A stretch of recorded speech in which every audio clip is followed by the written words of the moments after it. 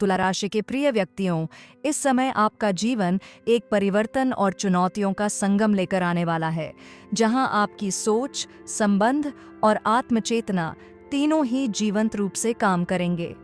13 सितंबर से मंगल ग्रह तुला राशि में प्रवेश कर रहा है और यह गोचर आपके स्वभाव में गति, निर्णय लेने की जिज्ञासा और कभी-कभी उग्र प्रतिक्रिया की प्रवृत्ति लाएगा। इस ग्रह स्थिति से रिश्तों में संवाद जरूरी होगा। जहां आप चाहते हैं संतुलन और न्याय, वहीं दूसरों की भावनाएं अनदेखी न हों। प्रतिस्पर्धा, कार्यस्थल पर दबाव या अधिकारियों के साथ छोटे विवाद हो सकते हैं अगर आप संयम नहीं दिखाएंगे। 15 से 16 सितंबर के आसपास बुध का कन्या राशि में उत्साह बढ़ाएगा। आपका दिमाग तेज, विश्लेषणात्मक और योजनाबद्ध होगा। काम, पढ़ाई या किसी बातचीत संबंधित प्रस्ताव में आपको स्पष्टता मिलेगा। जो लोग निर्णायक भूमिकाएं चाहते हैं, उनके लिए यह अच्छा समय है। इसके कुछ समय बाद सूर्य भी कन्या राशिफल से गुजरते हुए आपको यह एहसास कराएगा कि कुछ पुरानी गलतफहमियां खत्म हो रही हैं और आप खुद को और अधिक जिम्मेदार, आत्मनियंत्रित महसूस कर पाएंगे। बीच बीच में 21 सितंबर को एक सोलर इक्लिप्स कन्या राशि में होने की संभावना है, जो नए आरंभों और पुराने अध्यायों को बंद करने का संकेत देती है। इस इक्लिप्स के समय आप यह महसूस कर सकते हैं कि कुछ रिश्ते, आदतें या विचार जो अब काम नहीं कर रहे, उन्हीं से दूरी बनाना पड़ेगा। यह बदलाव सहज नहीं होगा, लेकिन अंततः आपको हल्का महसूस होगा और मानसिक स्तर पर राहत मिलेगी। आर्थिक मामले इस महीने थोड़े अप्रत्याशित हो सकते हैं।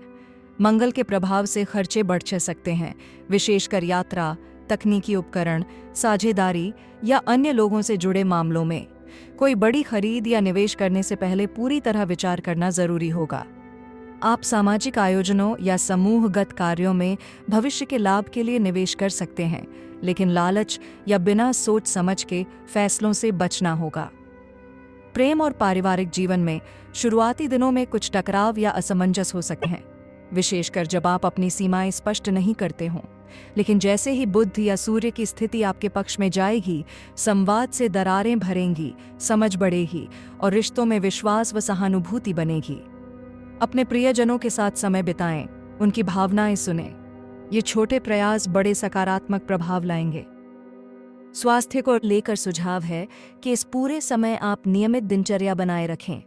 खान पान पर ध्यान, पर्याप्त नींद, हल्की फुल्की एक्सरसाइज या योग और मानसिक शांति के लिए ध्यान या प्राणायाम करें। जब मंगल राशि में हो तो ऊर्जाशीलता ज्यादा होती है, लेकिन जरूरत से ज्यादा दबाव बनने पर थकान या चिड़चिड़ापन हो सकता है। आखिर में पूरे महीने आपका लक्ष्य होना चाहिए संतुलन। चलिए कहें, साहस के साथ समझ निर्णय लेने में आप जोरदार होंगे, लेकिन जीतना है तो मधुरता और संवेदनशीलता भी साथ रखनी होगी। इस समय के अंत तक यदि आपने संयम, स्पष्ट संवाद और आत्मनिरीक्षण के साथ काम किया है, तो आप नई दिशा, बेहतर संबंध और आत्मविश्वास के साथ एक नया अध्याय शुरू कर पाएंगे।